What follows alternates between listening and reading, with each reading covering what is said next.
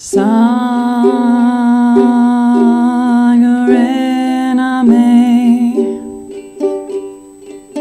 Siddhi Guru Deve Name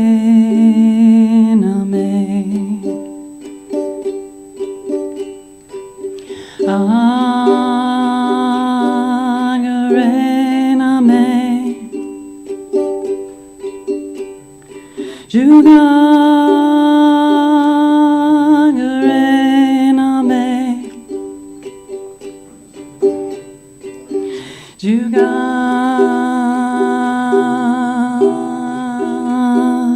Urename Siddhi Guru Deve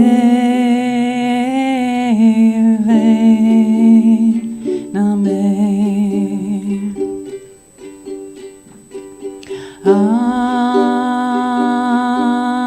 Agarename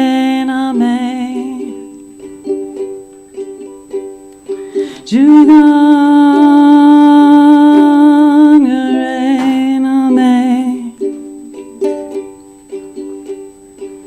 Sagarename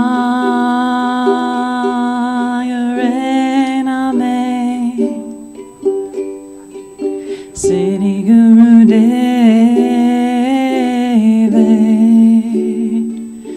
Name. Welcome everyone. Yay. Just wanted to sing you all in with the protection mantra. We're going to go ahead and get started. Just want to shout out to anyone who may still be out in the Star Hall that would like to join us, doing a last call.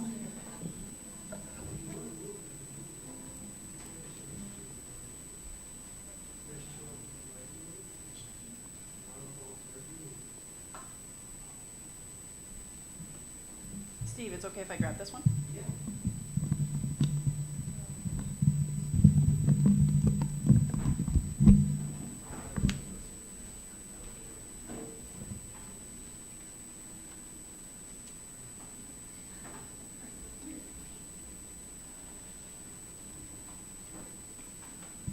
Welcome, everyone. Thank you so much for spending this afternoon with us here. My name is Magdalena Grace. If you don't know me, my husband and I, this is our first, as you can see up here, this is our soft launch and celebration of the Lotus Throne Foundation. Here we're wanting this to be a celebration. I know sometimes the topics of suicide and addiction-related deaths can be very heavy.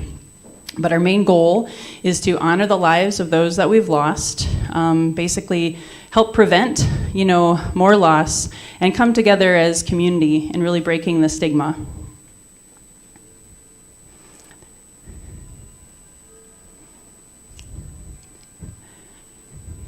Here we go. There we go. So first and foremost, our mission is to break the generational cycles of addiction and suicide. We want to be the change we want to see in the world by opening people's hearts and minds to the topics. My husband and I have lost 12 friends to suicide, my brother to alcoholism, and many others. My mom had schizophrenia, so mental health and addiction, all these things, I was raised with the idea that it ran in the family. Me and my husband are going to share more of our story and our journey and why we're starting this today. Our vision is to raise funds, starting with your help. Thank you so much for showing up today. You may have saved a life as a result of contributing to this event. We want to raise funds, scholarships to serve 100 people in 2025, also to finalize the formation of our nonprofit, and to serve those impacted by suicide and addiction-related deaths, primarily, especially in their first 6 to 12 months of loss, and also build a network of mental, physical, spiritual, and emotional health care providers. That's why we have all these amazing vendors out here. I just want to give a shout out to our vendors. Woohoo! And then, of course, we also have a lot of silent auction items, way more than we anticipated, so hopefully you get a chance to check them out, but a lot of them are really about that mental, physical, spiritual, and emotional healing and well-being, and especially getting to the ancestral root causes of these things that have happened. So our hope is to inspire, educate, and empower and uplift you today. I just want to give a shout out also to those who are live streaming, who are on, whether you're live or on the replay. Thank you so much also in advance for any contribution that you may have provided today. I want to give a shout out to Hilltop for hosting. Andrea, Liz, thank you so much for your emotional support as well as this beautiful venue. And Steve back there is our sound guy. Give him a round of applause. Just so grateful to be able to live stream this so people all over the world can be here at this benchmark moment. I do want to preface, especially me and my husband's talk, I think we're going to be the most unorthodox suicide prevention and addiction recovery nonprofit out there. We do a lot of work with the living. We do a lot of work with the dead. My husband's a ghost whisperer. And so I just want to preface our conversation today. We honor all belief systems. We honor all backgrounds, all walks of life, no matter where you came from. And we do want to keep this a positive, supportive, judgment-free zone. So you may hear some things that your brain's like, wait a minute, I'm not so sure I agree with that, and that's okay. I think it's important to agree to disagree sometimes, and also to honor and be respectful. So thank you in advance for that. So my husband and I, Emmanuel, we've been serving clients for the past 2 years as healing practitioners, specializing in what we call mind, body, spirit medicine, healing the mental health or the mind through physical and spiritual cleansing. We have a lot of different modalities, and a lot of our vendors and silent auction folks here today also support that. And before that, I had a 20-plus year career in health, fitness, nutrition, getting people off of prescription drugs, as well as just gut health, and just helping people have great, healthy body, minds. So I've coached over 10,000 people, and I've learned so much in that journey, as well as my own. So we started this foundation for 2 reasons. Number one, our own healing journey, having lost 12 friends to suicide, having hit rock bottom in my own addiction with alcohol and wanting to die. We needed something different. The psychological or the psychotherapy model, the grief counseling model, all of that was great, and it absolutely still serves a purpose. But we were so locked up. If you've ever read the book, When the Body Keeps the Score, has anybody ever read that? Talks about neuroscience, talks about what happens to the mind and the body when we're traumatized. And that's not just, by death or loss of loved ones, but by childhood, past lives, if you believe in that, and also ancestral. And so when we healed at the deepest level, and we're still on the path, right, honey? We're not done yet because we're still alive. We were like, wow, more people need to know about this. Then we got into the space of serving, and we started seeing people come to us, and we were like their last resort. They had tried everything. We had helped people get over porn addiction, get over alcoholism, get over smoking addiction. One woman who was in recovery loved being in a sobriety life, but she still wanted to die. She still had depression. And we were able to help them, but we had a lot of people coming and saying, hey, I just lost my sister to suicide. I have no money. Do you take insurance?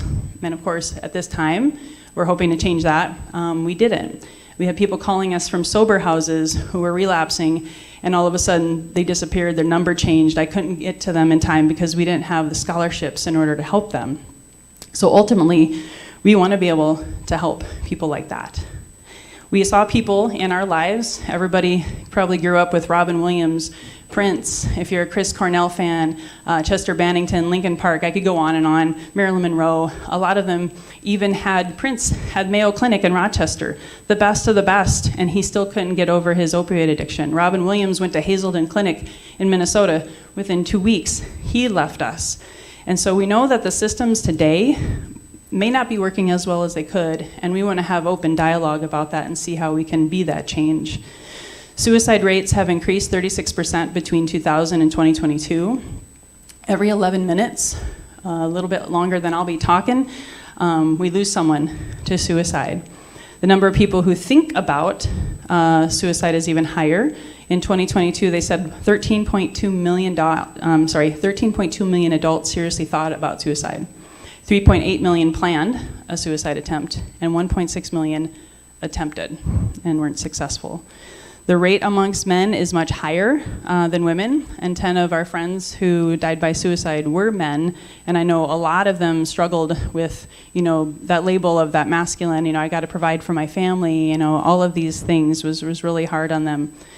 So I just wanted to share all that to kind of set the stage, and now I want to share my story, but by doing so, I'm going to share the two things that I learned through the healing journey, or maybe recognized, of what I believe is the best top two ways to prevent suicide and even addiction. The first one is having a sense of purpose, knowing why you're here. When I hit rock bottom, I didn't know why I was here. I was too clouded by my trauma and my grief. And if you know who you are and why you're here, ultimately you shine your light. Ultimately, you don't care what people think about you, hopefully in a respectful way, right? But you're out there living out loud, just like we did when we were little kids, right? Number two is a sense of community, which is what we're trying to build here, is to have that sense of belonging, people who love you unconditionally, warts and all, even when you have a bad hair day, right? They still accept you. And there's a quote that I like, is our quote of, if I can get it up on the screen. Thank you, PowerPoint. It's great when it works. I'll just say it at this moment in time. The quote is by Mark Twain. It's the quote of our foundation. It's the quote that says, "The two most important days in your life are the day you are born and the day you find out why." Whew, and I'm hoping I'm gonna make through this without crying, but I can't guarantee that. We're getting there. So I'm gonna take you on a journey and talk a little bit about those two important days for me that led me to remember my purpose and also to shine my light and attract my tribe and my community. So I was born on September 1st, 1977. I think it's kind of cool that I chose to be born on the first day of Suicide Awareness Month, because when I was born in a mental institution hospital because my mom was in the psych ward. She had been an adult schizophrenic for decades. I was the youngest of four, so you can about imagine knowing that she had attempted suicide multiple times. By the time I was born, and especially where I was born, there was a lot of shame, a lot of guilt, a lot of that mother wound of abandonment. The day I was born, I lost my mom because I was in foster care. It took a village to raise me. And, I do take my life seriously, because if she had been successful, I would not be here today. So that led me on a path. That's me and my brother up there talking about my formative years. He chose to be an alcoholic. He was 7 years older than me. Babysat me a lot. Won't tell you any stories, although they could be kind of entertaining. Your first 7 years, 0 to 7, is when you're developing that emotional body. You're crying. If you don't get your needs met, microtrauma, all of that, and they call that the emotional pain body. They talk a lot about that in the book, When the Body Keeps the Score, as well. Then the next 7 years, 7 to 14, you're developing your mental health, your mindset, your belief system, also your core values. So during that time, I had raised by a single father who wasn't really there, right? So I had a father wound because he was doing the best he could, raising 4 kids as a farmer. And then my brother had a huge influence on me. I witnessed a lot of his addictive behaviors and his own pain. So that set me on a path. I didn't know it at the time, that I decided, in soul form, that I was here to be the change that I wanted to see in my family and get to the ancestral roots. It takes 4,000 people, men and women, to make you. It took over 4,000 people, men and women, to make me. Do you think you might carry a little bit of their baggage in your DNA and your blood and your cells? I carried a lot, and I'm going to talk a little bit about that. So until I had that realization, I went about unconsciously driven by that shame, that guilt, that abandonment wound. And I really worked on being the perfect student, straight A's, student athlete, never making waves, right? The good girl syndrome, until it didn't work anymore. And that was 18 years ago this month, 2006. My first of 12, and he was like a brother to me, friends, died by suicide. And that had never happened before. I'll never forget that day. I'll never forget what I was wearing, where I was driving. And in that moment, I started questioning everything about life and death. And unfortunately, a few months later, this was in the height of the recession, I had 3 real estate-related businesses in Phoenix, Arizona. So you can imagine, I lost all of them. It was like the movie The Big Short. And within a year, I was homeless. And instead of being a millionaire by the time I was 30, I had my car repossessed the day before my 30th birthday. So all of that unconscious work that had started in utero, in my ancestors and all of that, it came through big time. And it just set me on a dark night of the soul path for about 14 years that led me to 2020. By then I had lost 8 friends to suicide. I did 0 grief recovery. I did what was modeled to me by my family. Just, they're buried, they're gone. Just go on your life, suck it up, and just deal and go back to work like nothing happened. And ultimately that didn't work for me. I started abusing alcohol, and that whole self-fulfilling prophecy, I don't want to end up like my brother. Well, by 2020, I was a closet alcoholic, and February of 2020, he died of alcoholism. It was a wake-up call for me, and then to add to that, my mom died 2 months later after him. So in September of 2020, I said, you know what? Either I'm going to make it out of this, or I'm not. And with 2 beautiful children and an amazing husband, even though I was very judgmental about myself as a mom and a wife at that time as well, I read the book, The Surrender Experiment by Michael Singer. Has anybody read that book? I'm reading it again for a second time. I encourage you to read it. It woke me up, and I said I was white-knuckling it through life. I wasn't asking for help. I was hiding behind many, many masks. It's time for me to find help. And so I waved my white flag, said, okay, universe, or whoever at that time, because I had a deep religion wound as well. I'm like, why am I here? What is my purpose? And so a man came into my life, December of 2020, never forget it, and he said he was channeling a message from the divine. I'm like, all right, whatever at this point, I'll take anything. And he said, you got to go work with psilocybin and ayahuasca. And never having done any drugs in my life, I was like, okay, if it'll help.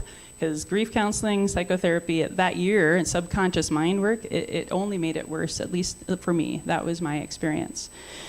So the day that I started to figure out why I was here was June of 2021. And that was when I had a healing ceremony with my partner. And it was mind-blowing. I saw all of my friends who died by suicide, my brother, my dad, my mom, on the other side, in the other dimension, and including Prince showed up. He sang Purple Rain for me. There was also Chris Cornell and Robin Williams, and they were shoulder to shoulder looking at me and saying, we're so proud of you. You're doing it. You're healing the mom wound, the dad wound, the outcast wound, because that was really what I felt like in society and in life. And they did as well. And they said, keep going. Someday you're going to be the spokesperson for us. And speak on our behalf and help other people. And at that time, of course, I denied it and didn't feel worthy, but that was the beginning of the belief that maybe I have a purpose. Maybe I'm here to help other people. The next month, I had a psilocybin journey, and I got to hang out with my brother on the other side. He showed me some of the darkest parts of his path. He showed me his pain. And he showed me also, and this again was my experience, why he chose to go through that so that I could learn from his experience and I could live. So he, essentially said he died so that I could live. And I understood him in a different way. When someone's an alcoholic and they're raging and they're angry and they're, alive, a lot of times I would shut him out. But this time I saw him for who he really was, a soul who had a story, who had a journey that most people didn't get to understand. So I had forgiveness, love, and compassion for him in that moment. It wasn't long after that I heard about my ancestors and that they really wanted me to heal. I have that, quote up on the slides right now, most black sheep of the family become self-healers, breaking different cycles, curses, whatever you want to call it. And so I worked with a teacher who was focused on ancestral trauma, and she did a reading for us, and she helped me recognize that my 3 core ancestral traumas that they left me to come in and heal were being numb, being without, also known as not enough, or the abandonment wound, and shame. Those were the top 3. It all made sense in that moment. Where, that alcoholism started to come in, the desire to be numb, the desire to overconsume. Again, I couldn't have found that out through psychotherapy, so it was pretty profound. And I still questioned, where did this really start? So I did another healing ceremony, and in that moment, Actually, my husband helped me with that one because he connects with the dead and the ancestors. And we revisited a lifetime with me and my brother. And in that lifetime, we were helping spread the word in Germany about the fact that the Christian conversion was coming in and they were being forcibly converted from their belief system. And it was either feast or famine, live or die kind of situation. And me and my brother were in that lifetime together trying to warn people about what was happening. So we went out and we warned people, but in good fashion, as good Germans would do, we also decided to party, drink some mead, and have some fun and have some music. And we stayed up a little bit late. And so the next morning, we didn't hear the Christians coming, and there was death, and there was burning, and that was where we associated abandonment, outcast, and associating with alcohol and being numb. When you have that paradigm shift, at least for me and for our clients that we've helped, it all changes your central nervous system. I was able to cry, release, recalibrate, and let go of a lot of that ancestral DNA. The last story that I'd like to tell you really quick is kind of goes with the suicidal thoughts that I would say I inherited from my mom. One of the psychedelic somatic therapy sessions I had with ketamine with a trained facilitator, and she actually also had me doing holotropic breath work every week. Helped wake up my body. If you've never done breath work, I highly recommend it. We actually have one of those as a silent auction donation out there. I didn't realize how locked up I was in my body. And so the breath work and then a session with her, there was a time in the session where all of a sudden I was turning my head from right to left. And I couldn't understand. I never had a car accident like that. Didn't make any sense to me. And all of a sudden I had a vision. And I know this is a little heavy, but my mom, one of the attempts she had made to kill herself was driving her car into a moving train. And it was in that moment that I was unwinding from my central nervous system that experience that happened 5 years before I was born. And talking to the therapist, working through that, took some, time to really work through that mentally, physically, spiritually, emotionally after. But I knew that when I had my first suicidal thought in 2006, after my friend died and all of those things happened for me, that it wasn't just from me. So having all those experiences, I share those with you to help you realize that, the body keeps the score many, many generations. We're wanting to break those cycles through having conversations like this, even though I know it might seem a little woo, maybe woo, I don't know. But at the end of the day, it helped us. It saved our lives. It's helped a lot of our clients. And we know that we've experienced a phrase. I didn't coin this. I can't remember where I got it, though. You can't heal what you don't feel. So my numbing and trying to not feel for over 14 years didn't serve me. And also, you can't heal what you don't name. A lot of times, maybe you don't want to name, is it abandonment? Is it shame? Is it guilt? Is it betrayal? And yet, what we believe is once you understand those emotions and you name them and you find love and compassion and forgiveness for yourself or the person that died or that you lost, because we've done a lot of that, it makes all the difference in the world and can, I believe, help break the generational cycles of suicide and addiction. There's a couple quotes before I wrap it up and transition over to my husband. Thich Nhat Hanh, a great Buddhist teacher, said, "If we are afraid to touch our suffering, we will not be able to realize the path of peace, joy, and liberation." So don't run away from the suffering. Touch your suffering and embrace it. Make peace with it. And of course, I had a quote up earlier from Carl Jung. I don't know if you saw it, but I love Carl Jung and his shadow work and his movement and his philosophies around going into the shadows. We cannot change anything until we accept it. We cannot change anything until we accept it. So what if we accepted suicide and addiction and looked at it differently? When we talk about it, we can heal. We can come together to bring our resources, our modalities, to serve one another in community. What could be possible? I believe those also that left us are trying to get our attention. I think they want us to wake up and help each other. There was a man who's quite famous named Yeshua. You may have heard of him. When he died, he had a quote about laying down his life for his friends. And in that moment, he was also trying to tell people to love one another.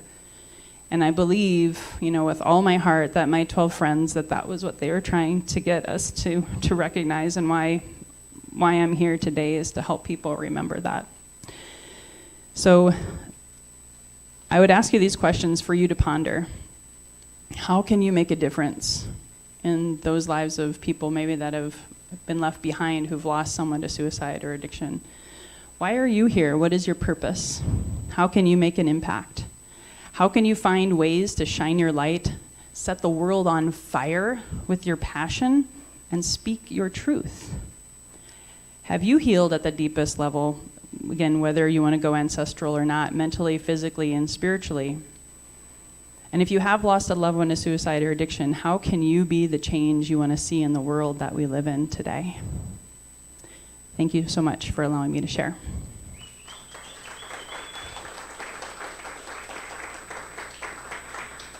So I want to introduce my beloved husband, who's been with me and watched me go up and down on this journey, bringing us today. He is the Ghost Whisperer. He's going to tell you a little bit about his story, how he discovered that was who he was going to be when my brother's spirit visited him, when no one else knew he was dead. And then also, that beautiful painting there is my friend Nicole, one of the 12 that I lost, and that we both lost. And he was able to help me communicate with her, as well as help her pass to the light after her suicide. So give him a round of applause.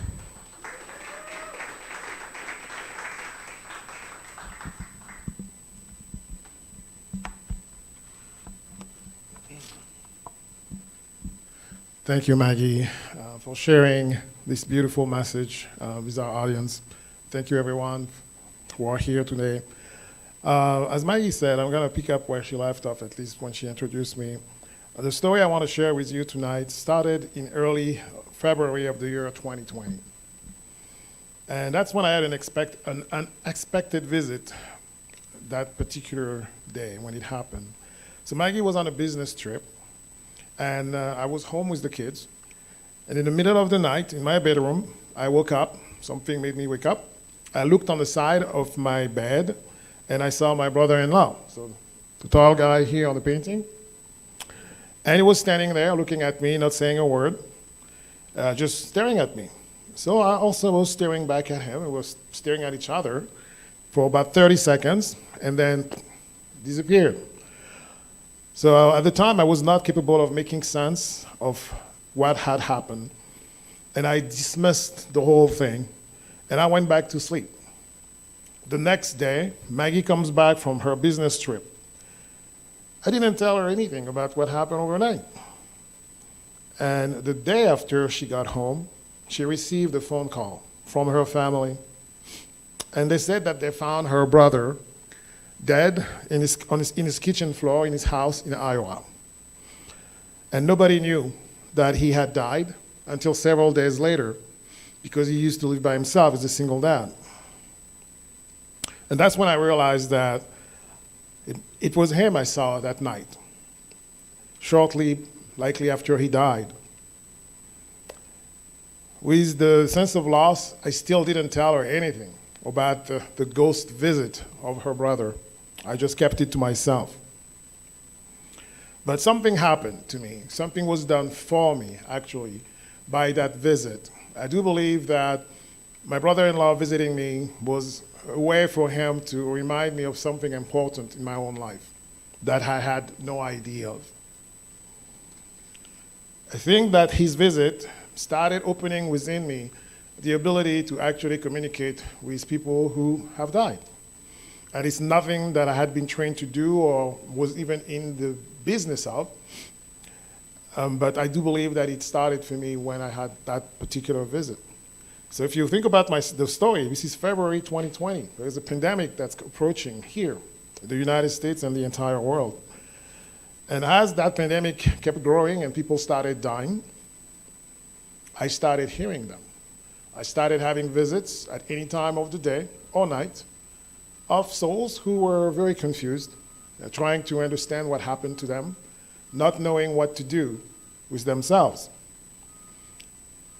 And I had no idea how to deal with this. And it was driving me crazy. So I told Maggie about it. I said, there's something going on with me. And I finally had the courage to tell her what happened also with her brother. And I said it started that time, that night in February, when your own brother came to visit me.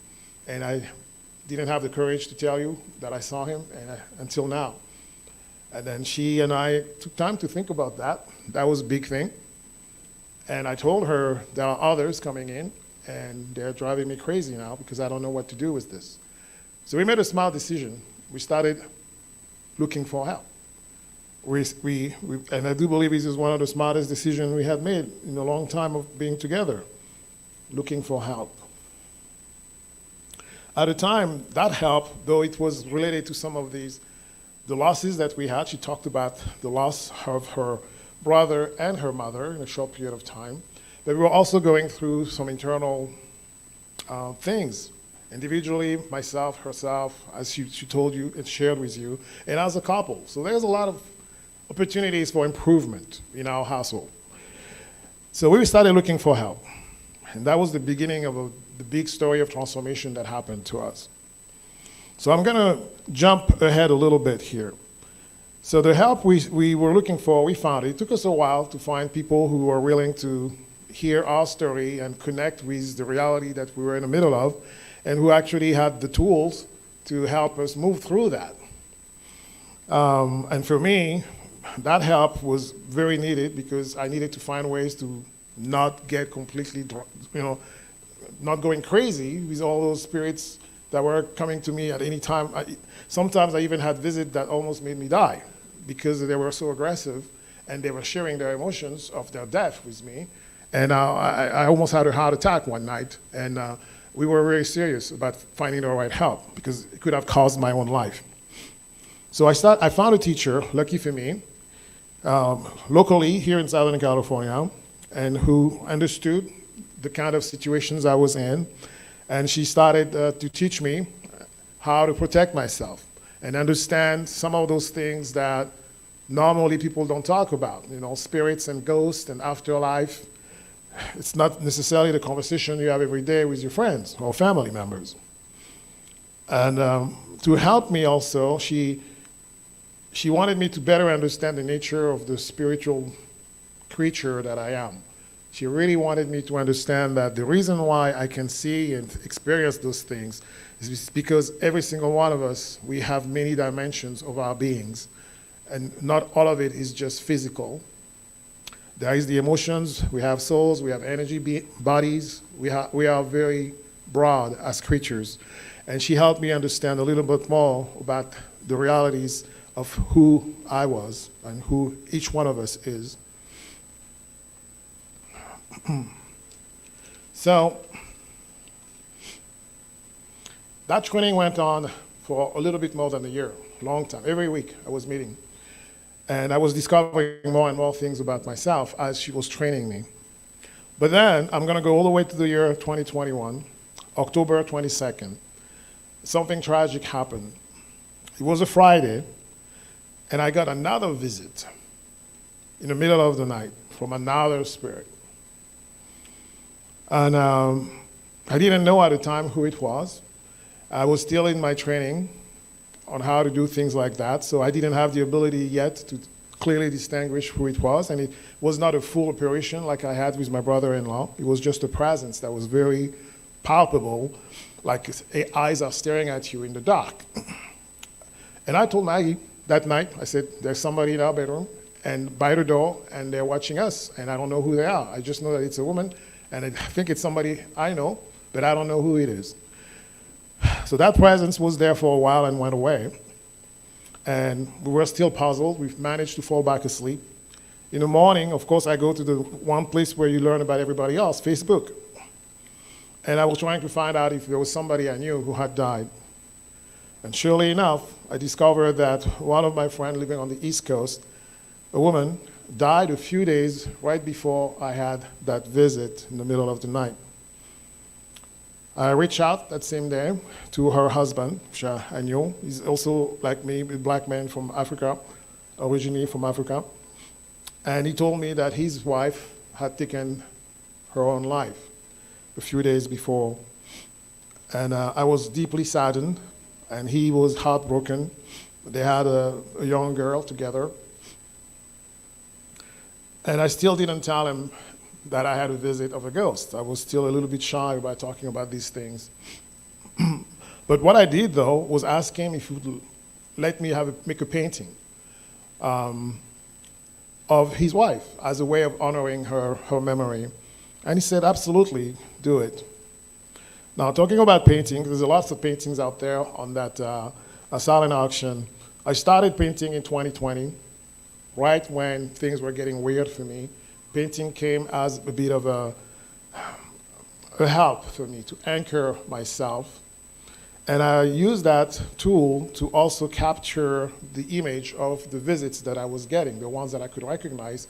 I was sketching them and every so often turning them into paintings. So that's how I started painting. You know, I did a few naturals, landscapes and stuff like that, but there was a really big call for me to paint people. I had never gone to any art school. I was trained as an engineer and a scientist, and I had spent about 3 decades of my life doing that job. As you said, very logical, very, rational. So I didn't really have any training for painting, but somehow I felt compelled to do that, and you see what it's become today. So,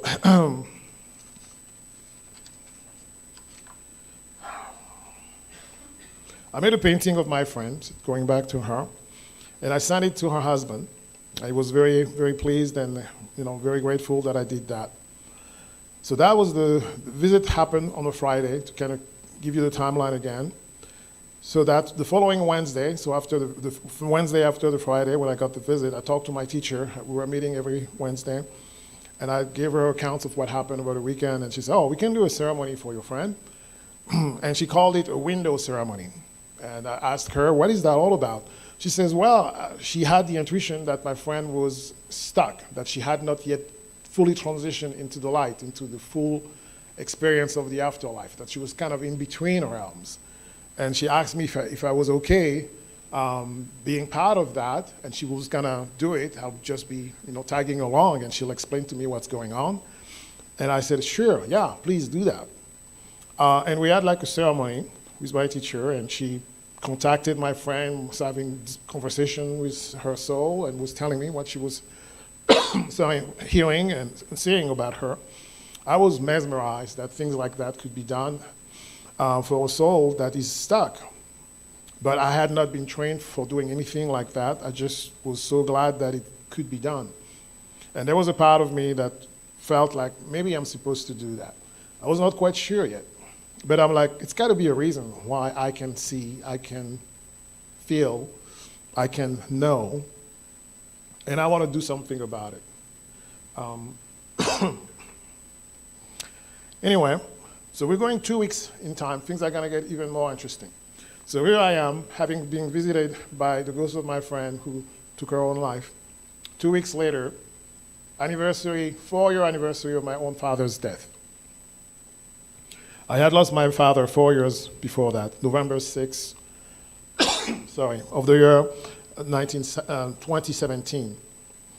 So I was in my bedroom that morning by myself. Maggie was gracious enough to give me a room and to have my time thinking about my own father. So it was a morning. I was in the bedroom just thinking about my dad and honoring my memory, the times we had together. And something happened to me that day that I can only describe as a visit from a divine entity. Everything started feeling weird in the bedroom, tingling all over the place. Myself, I almost froze. And I was thinking about my training that my teacher had started giving me about, when spirits comes around you, these kind of things could happen. This had nothing to do with anything I had heard before and I had experienced before. It was simply mind-blowing. And the only thing I could remember from my teacher was try to find out who that presence is. It's very important that you assert their identity. Sorry. So that's about all I could do, say, who are you? And generously enough, that presence told me that her name is Ashira. I had never heard of Ashira before. I didn't know who she was. But happened that she's kind of related to the story of the Jewish people way, way, way, way back.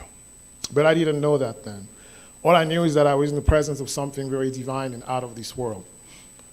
So the presence gave me an assignment. It was like a first contact kind of situation. And she gave me a list of something to do the next day. And I'm not gonna go into the details of what she instructed me to do. I just did it. Maggie was with me. We took the kids together. We wanted to keep it a family thing. And we did what I was told to do, and it was a magical experience indeed. And I started realizing more and more that, sweet Lord, I've been in contact with a divine entity. What do I do with that? That night, so the Sunday, one day after the anniversary of my father's death, I go to bed, still puzzled and kind of mesmerized and in awe from the experience of my weekend. I go to bed, fall asleep, and I stop breathing in the middle of the night, and I see myself dying. So, what happens when you die? Let's share a little bit of what my experience has been. Well, I saw the light. There was some kind of a tunnel that opened up in front of me. And I could feel my essence, my consciousness, whatever you want to call it, being pulled in that direction. And there is kind of a bright light on the other side. And it's just calling me, it's pulling me, and I'm going straight for it without any resistance. And I feel this sense of belonging, this sense of returning home. Love, peace, safety, all of those things that we cherish in our human life was right there to the fullest, way beyond anything I had experienced here on Earth. And then I see some kind of a shadow or the shape of a person. It's a woman. And now I hear a voice. That's the same voice that I had heard the day before. And my beloved divine entity says, "Welcome to the afterlife." So I was like, "I'm dead?" And I was like, "Yeah, you're dead. Welcome to the afterlife." And I was not only in awe, but shocked at the same time, like very puzzled. And then she said, "Okay, I'm going to give you a choice here. You could stay and enjoy all of this, or I could send you back, and you continue the work that you've started doing. Tell me what you want." I thought about my wife. I thought about our kids. I said, "Please, can you send me back? I do believe that I'm not done yet. There are things that I have to do. I've started a training. I'm not really fully, there. I'm kind of an apprentice.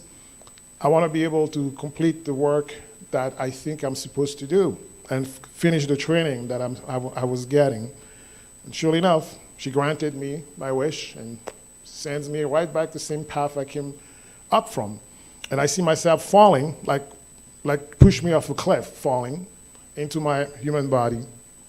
I land in my human body, open my eyes, it's dark at night, gasping for air. I started breathing again. And Magdalena was sleeping deep enough that she didn't really see or witness what was going on. And I just sat on the bed, just thinking about what just happened to me. I'm like, I didn't dream this thing. It did happen to me.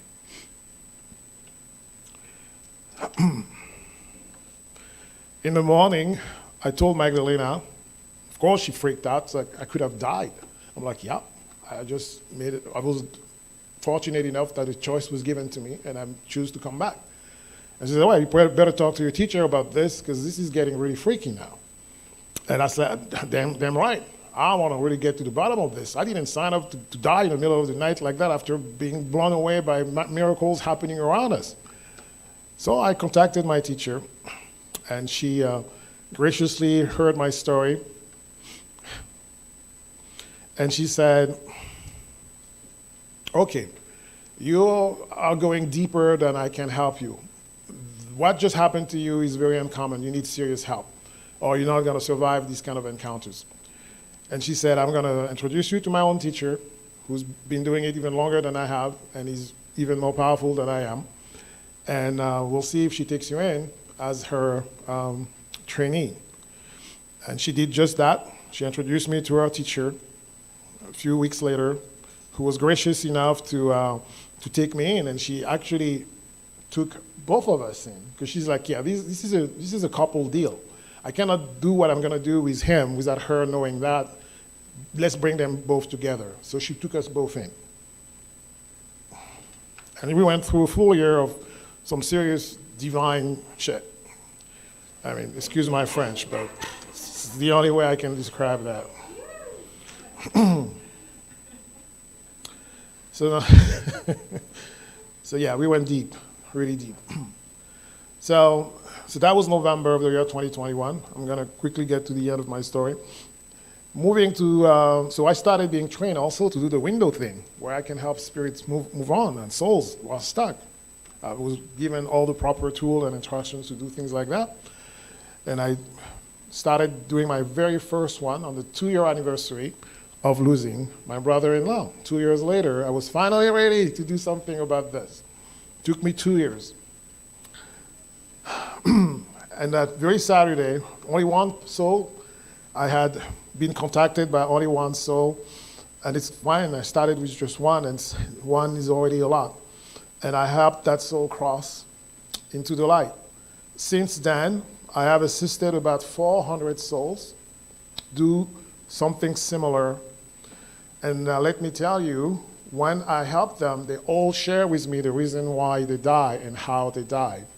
And about 55% of them, more than half, took their own life or died through substance overdose. So it was right there in my face. And I want to share with you a few more people because, you know, I think it's important to put images. This is George, 16-year-old. He's here in Southern California, took his own life. His mom reached out to me to help him, and I did that.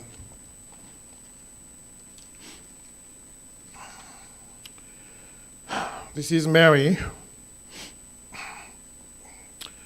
another beautiful soul, took her own life.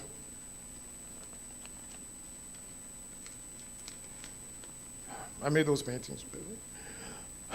This is Philippa, another suicide. This is handsome man here. This is Mark, another one. Inanna.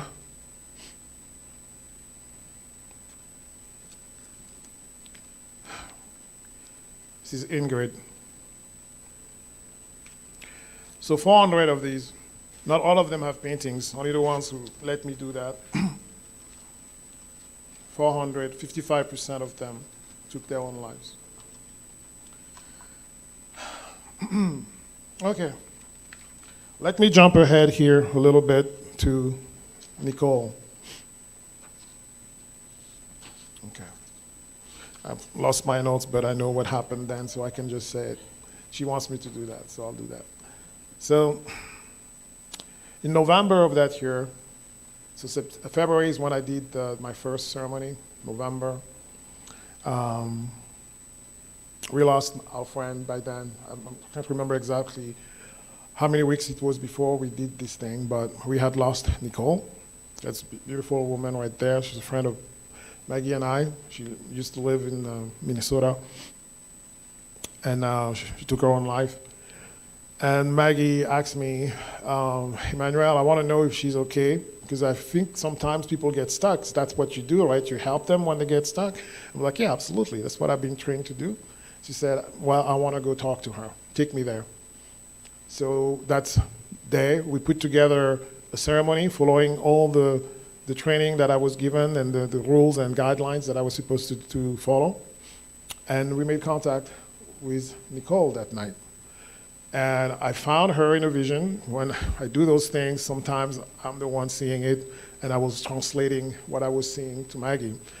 I found Nicole, whichever place, land, realm you want to talk about. All I know that it was very dark, very cold, not pleasant.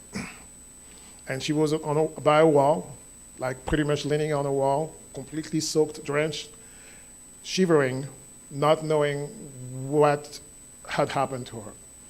So I introduced myself. I say, hey, Nicole, this is me, Emmanuel, and Maggie.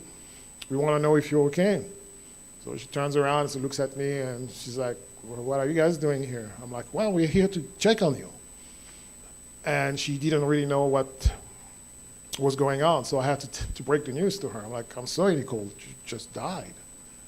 Do you know how you died? And she got very upset. Once she got upset, and I'm like, okay, that happens. Sometimes you're in a bad place. I call for help. So I have guides who help me as part of my training. I was introduced to beautiful, guides, angelic realm, who help in situations like that. So I'm like, okay, this seems a little bit too much for me. Let's call for the big guns and call upon some help. So help showed up. They cleared the rain, cleared the dampness, cleared the cold. It was just light around all of us. I'm like, okay. I said, Nicole, do you recognize me now? Do you recognize Maggie? And she says, yes. Do you remember what happened to you? And she said, yes. And we asked her, can you show us what happened to you? She said, yes. And she pretty much took me back to the day she died, and I described the scene to Maggie as it was unfolding in front of me. And we were very, very saddened by what we witnessed. And when she was done describing what happened to her, I think she was finally ready to go into the light. But before she left, she asked us one thing. She said, guys, would you agree to be my advocate?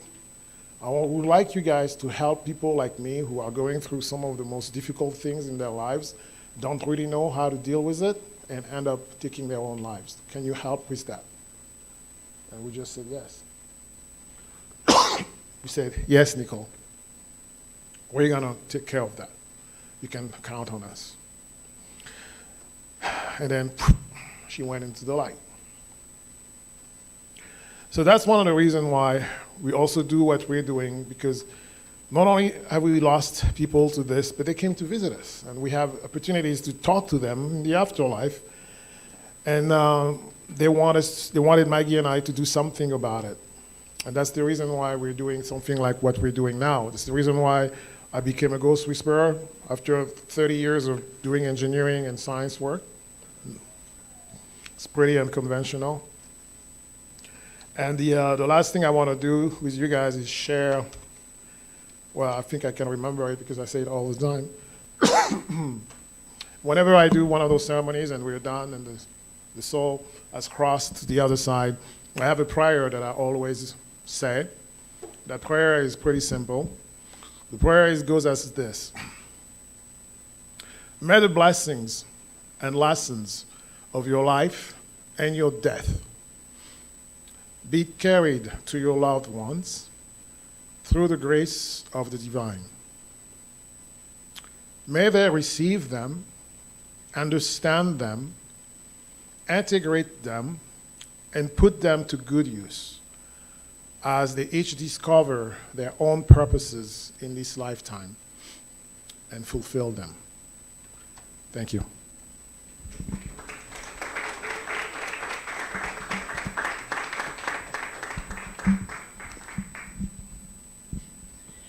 Thank you, Emmanuel. I think what we'll do now, Carol, are you ready? Yeah, perfect. We're going to invite Carol Hodges up to share. I met her, not ironically, a year ago this month, September again, who knew, Suicide Awareness Month. And I think through the journey that conversations we had, we didn't know we had that passion in common. And Carol became quickly a mentor, a friend. She's an amazing woman and has overcome so much. So give Carol a round of applause.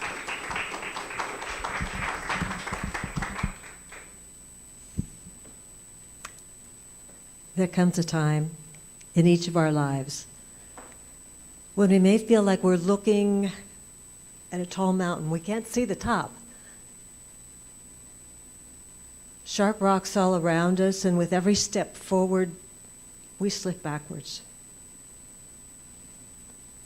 We all have times when we're not sure what to do. I'm going to take you back to 1995. At that time, I was in business with my husband, and we had had some success, and then it changed. We owned a Mercedes and a yacht, and we couldn't pay the mortgage. We also had process servers and debt collectors coming to the front door and knocking on it, and like any good dysfunctional family, we learned to just close the drapes, ignore them, hoping they'd go away. Then I discovered that my husband was also falsifying documents to go to the court. We didn't talk. We had 3 children. Our youngest daughter is 16, our son was 20, and our eldest daughter, Corrine, was 25. Corrine had just graduated from NYU summa cum laude. She was also a very talented dancer. She was an understudy with the Merce Cunningham Company, which is world-renowned. Yet at 25, she moved home because she couldn't find a job. She was brilliant, she was beautiful, and she was bipolar. We knew there was a problem. And we found her a psychiatrist who then also told us that getting her there once or twice a month was not enough. He wanted her to come 2 to 3 times per week.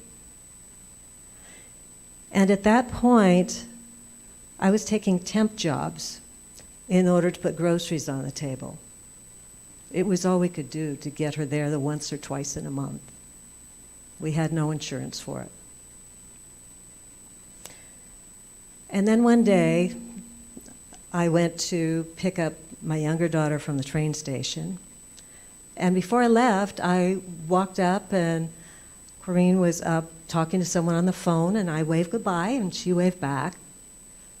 20 minutes later, when we came back, my younger daughter ran ahead and then began screaming.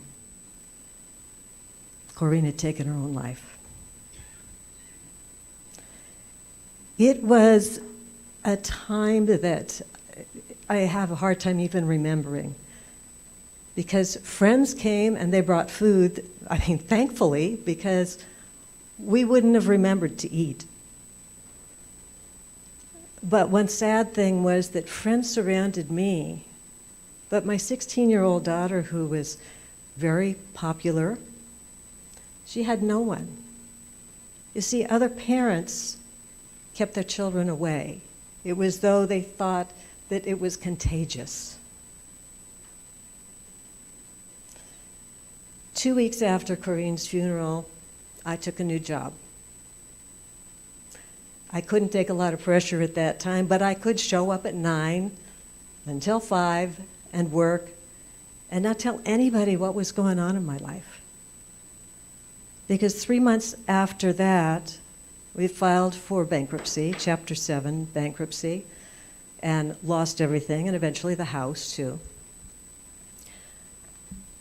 And then, as soon as I had saved enough money to get my own apartment, I filed for divorce.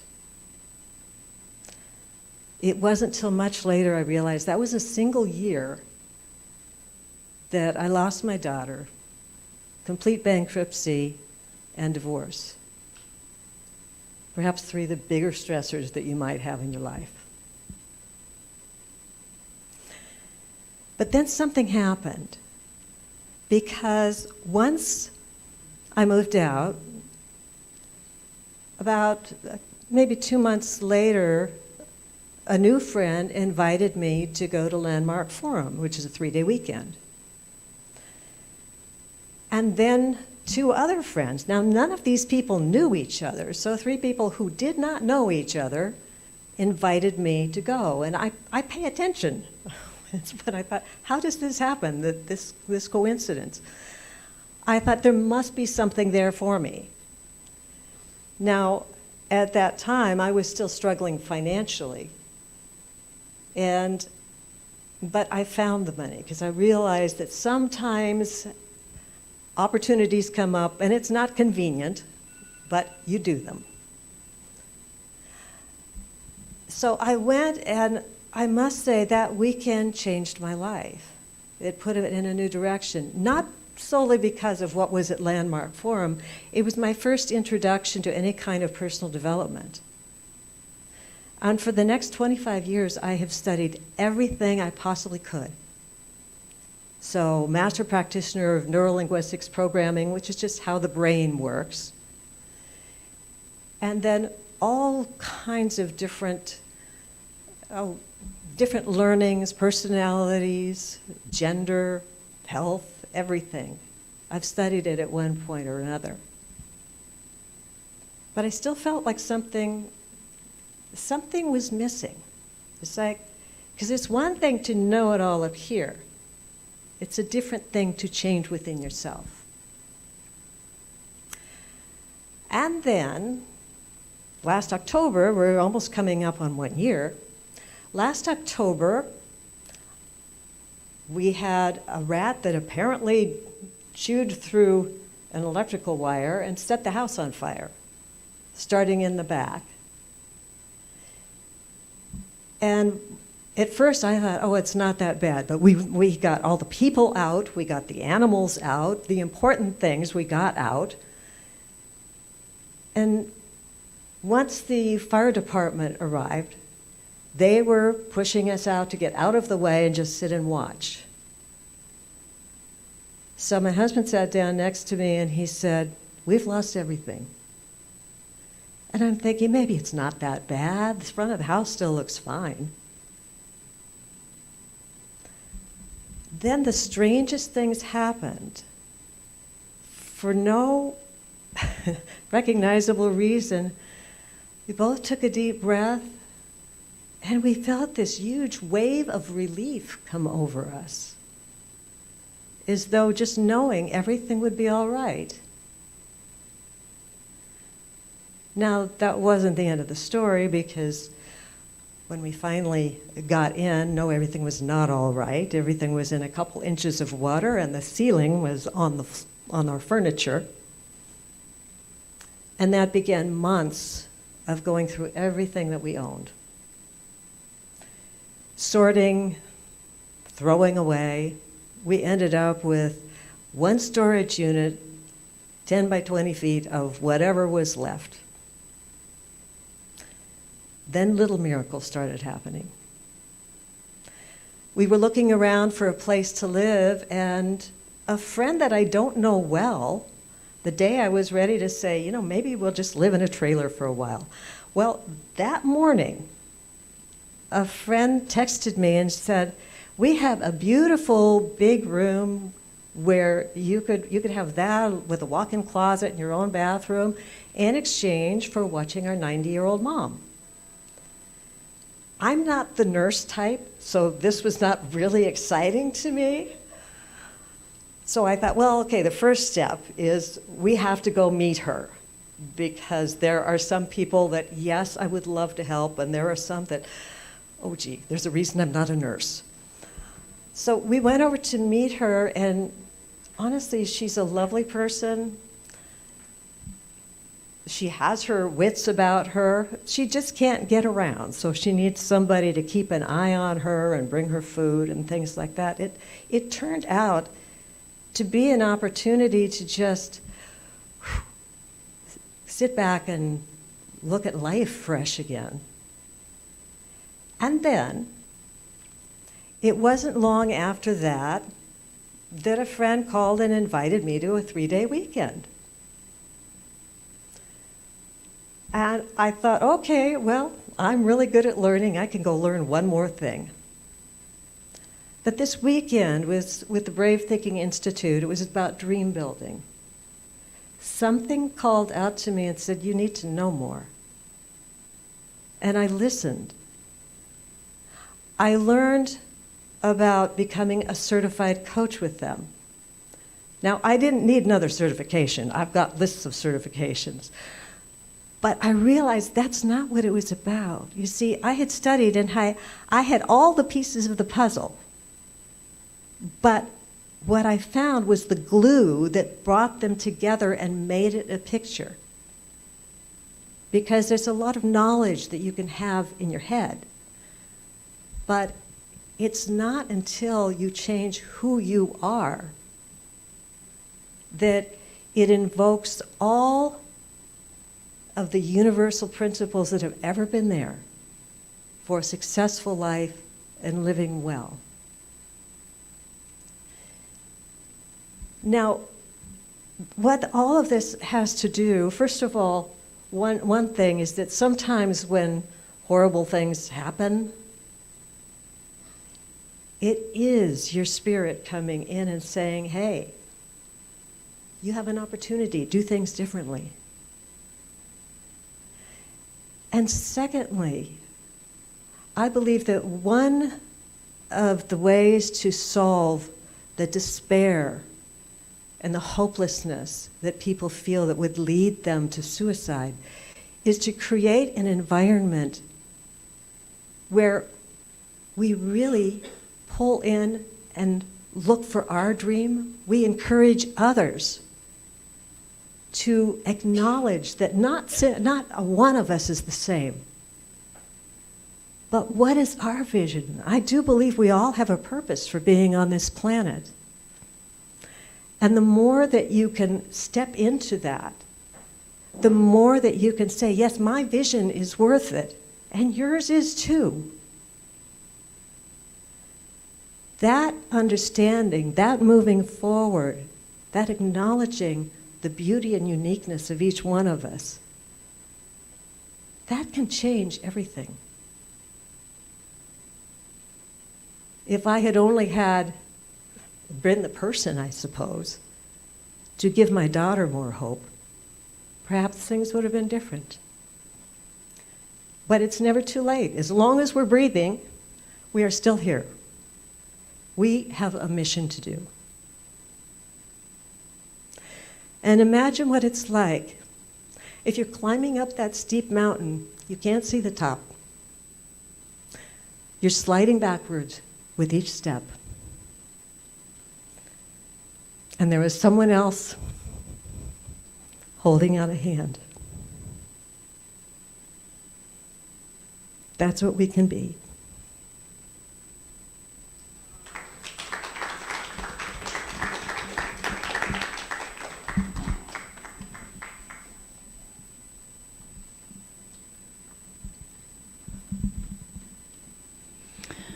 All right, to round out the amazing speaker lineup, thank you, Carol. That was so profound. Amy Aarons and I also met last September, so I think there's something about September and meeting cool people that are, compassionate and kind. And we became friends, neighbors, and just so grateful for her to have shared her story about her mom and then trusting us with working with her as well in her healing journey and turning her story into her passion as well. So come on up, Amy. Give her a round of applause. Thank you. Okay, can we all just start by taking a deep collective breath together after all that? Alrighty, 3, 2, 1, breathe in. And breathe out. That felt good. Let's do it one more time. Breathe in. And breathe out. Thank you so much for being here today to support each other through our losses. I'm Amy Aarons, Holistic Mental Wellness Advisor, Energy Healer, and Facilitator of Healing Campouts. I believe no matter what challenging life situations we've been through or what losses we've endured, we are absolutely capable of rising above them to create fulfillment in all core areas of our life, mentally, physically, spiritually, and emotionally, with holistic solutions. Holistic meaning no toxins and chemicals in our body and in our homes, things that are naturally grown from the earth, right? On my journey, I have learned so much. I had 3 impactful moments that led me to where I am today. Looking back on my life, I am truly grateful that I had a fun, loving childhood. My mom created that fun, safe place at our house. We had the pool and the trampoline with the net around it. She never wanted anybody to fall off and get hurt. And she actually had every kid take a permission slip home to have their parents sign before they could play in our backyard. So embarrassing at the time, but now I see how smart she was, and she was always looking out for our family. She loved and took care of everything and everyone else.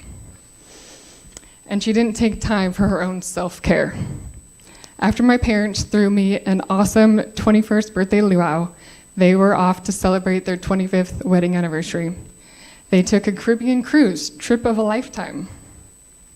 But I do remember her saying before she left, "I'm going to like it so much, I'm not going to want to come back." And in that moment, I just laughed it off and said, "Have a fabulous trip and enjoy it." When they returned home, it was back to life, back to reality.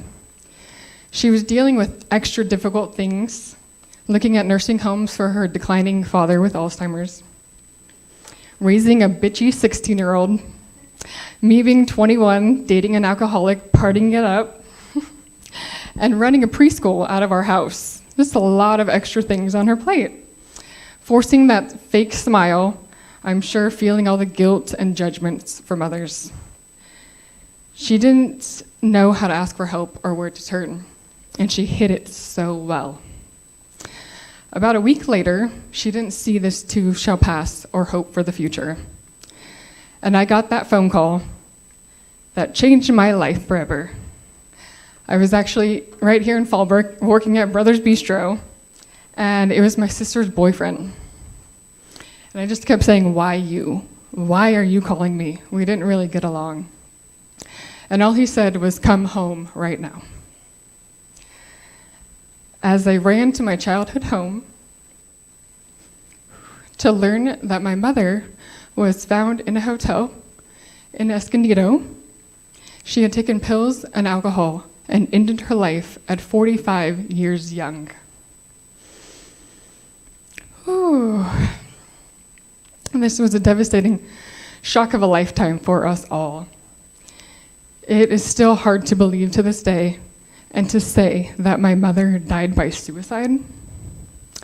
Then it came out that she didn't take her antidepressants for 10 days while they were on vacation. I believe it was the chemical imbalance and the side effects of going off and on this harsh medication and feeling hopeless mentally and emotionally that caused her to do it. Back in 2005, no one talked about mental wellness and what to do about it, especially anything natural. That is why I say today, being mentally healthy is just as important as being physically healthy. 2016 was the next impactful moment. Losing Nana, my mom's mom, was a really difficult loss for me. She was the glue that held the family together, and I felt myself spiraling out of control. Seeing her and my mom struggle with their weight my entire life, always trying different diets, increased my truth-seeking for optimal nutrition and well-being. A lot of my questions were answered at that time with essential oils. A lot of you know that I love making rollerballs and body sprays and scrubs. With my modest inheritance from Nana, I created my wellness line, Live, Laugh, Love with Amy. Because my mom said when we were growing up, always remember to live, laugh, and love. Then I realized I was missing that spiritual component. Going deeper and listening to my intuition led me to Harmony Grove Spiritualist Association, completing their healing certification program and discovering that I was an empath, feeling all the feels, not just mine, but everyone else's, learning how to balance chakras, and using my healing hands was life-changing. But isn't it incredible how everything seems to be going and flowing so well and fast, and then something comes along and slows it all down? That was 2020 for all of us, right? I was running around working 3 jobs because I never wanted to be alone, because my mom was alone in those final hours of her life. 2020 being the third impactful moment, being forced to quit my job working with developmentally disabled adults after 18 years. Because this was another tie to my mom. She had worked and retired in this field. They will always have a special place in my heart, but it was time to move on and focus on growing my wellness business, and became a certified life coach. With winter 2020 being my lowest low, I didn't have my job to distract me through the holidays. My friend Dina introduced me to Amare, the mental wellness company. Learning that they were talking all about gut health and healing our 3 brains, the gut, the heart, and the mind, how it's all connected and affect one another. I was like, what? What is this? Wanting to know more, I dove deeper and got my mental wellness certification. It worked for me. Healing my gut is healing my brain, helping it function better and happier. But after everything that I've learned, connecting to nature and self-love being the best medicine. That is why I say self-love is our superpower, which is why I created Energy Healing Campouts. The next one is November 2nd. For more information, visit my booth or amyerns.com so that you can feel grounded, safe and secure to the earth, to be in the present moment, and feel the freedom from the hectic everyday life for 24 hours. Achieving this with self-love practices, having organic, healthy, vegan meals, doing meditations, going on hikes, sound baths, and yoga, all outside, connected to nature. But I couldn't have gotten through the last few years without the love and support from my loving husband, Hank. That real, unconditional love that I felt for my parents and grandparents. And I want to express a deep gratitude for my dad being here today. I love you so much, and thank you for coming to my car rescue again. For Reverend T. Willow, for being by my side through all the ups and downs, and co-creating the Sanctuary of Grace with me. Also want to thank our hosts, Magdalene Grace and Emmanuel, for creating the Lotus Throne Sanctuary, and for getting me out of my comfort zone to take the next leap of faith to go deeper in my healing journey. Having them as my guides through the plant medicine process and connecting to my ancestors was transformational. I highly recommend looking into it. So let's stop the stigma about mental wellness. Let it be okay to ask for help and talk about how we are really feeling. We cannot bypass or suppress difficult emotions. Everything needs to be felt in order to change and transform. I chose to feel it, to heal it, to find happiness and joy every day. It's all about finding what works for you. To sit with it and really ask your body what it needs, instead of drinking it away, smoking it away, or running from it, because you really gotta feel it to heal it. So giving women the awareness of holistic solutions and providing energy healing tune-ups and campouts is what I do, but loving them back to life is who I am. Thank you. Peace and love to all.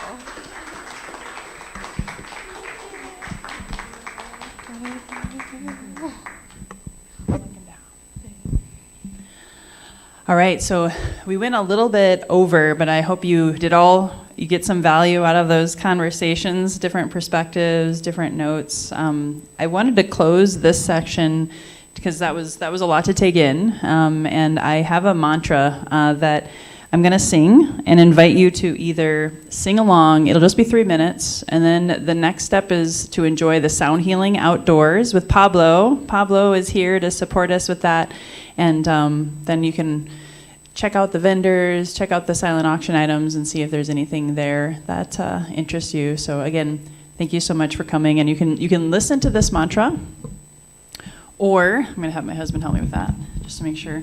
You can also sing along. And this one I chose because it's specifically, first, you can heal yourself with this mantra.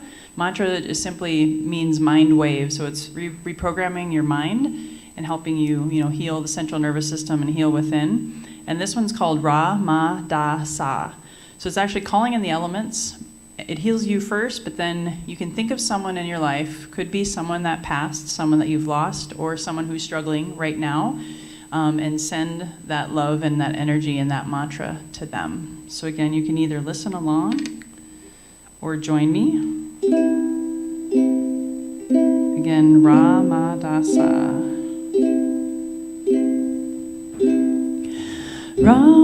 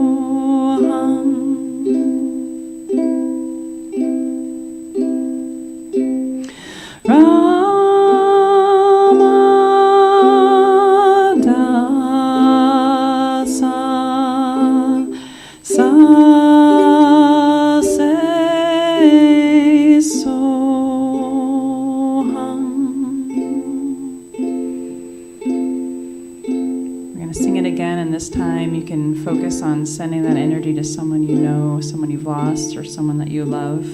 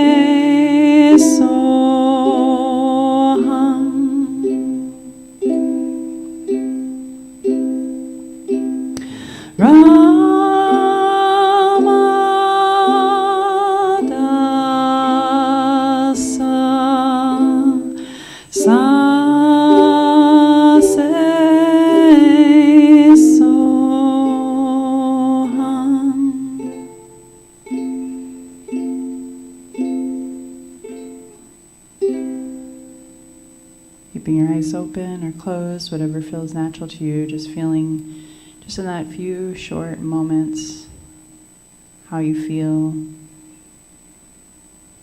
Sending light and love again to someone that you know is struggling, or just remembering that special someone who may have left the earth too soon.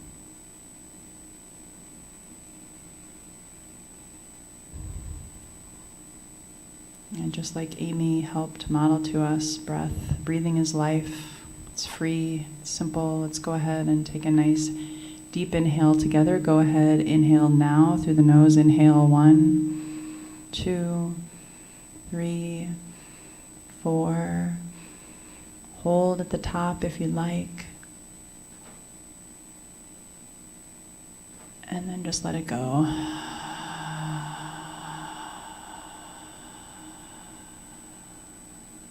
Thank you again for allowing us to share, and you're welcome to go join Pablo now outside for the sound healing. Thanks again.